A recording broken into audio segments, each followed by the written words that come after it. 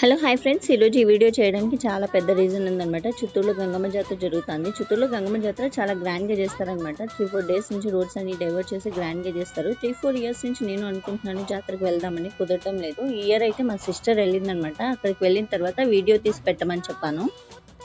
Video వద్దు, live చెయ్యి, తను అలాగే ఎవరైనా చూడని వాళ్ళు ఉంటే చూస్తారు అని చెప్పాను. తర్వాత తను లైవ్ స్టార్ట్ చేసింది. లైవ్ స్టార్ట్ చేసి 10-15 మినిట్స్ అయింది. 10-15 మినిట్స్ అయినా కూడా 5-6 మెంబర్స్ చూస్తున్నారు. తను ఏమైనా ప్రాపర్ డీటెయిల్స్ ఇవ్వలేదేమో అని చెప్పి బ్యాక్ వచ్చి మళ్ళీ అన్ని డీటెయిల్స్ చెక్ చేసుకుని మళ్ళీ లైవ్ చేయమని చెప్పాను.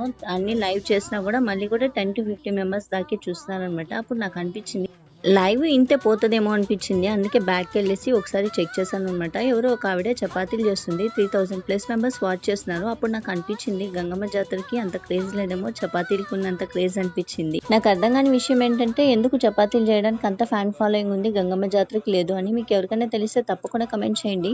బై ఈ రోజు 7:30 పైన అయితే గంగమ్మని అయితే నిమజ్జనానికి తీసుకెళ్లిపోతారు. 8 కల్లా లైవ్ చేయడానికి అయితే ట్రై చేస్తాను. ఇఫ్ పాసిబుల్ తప్పకుండా జాయిన్ అవ్వండి.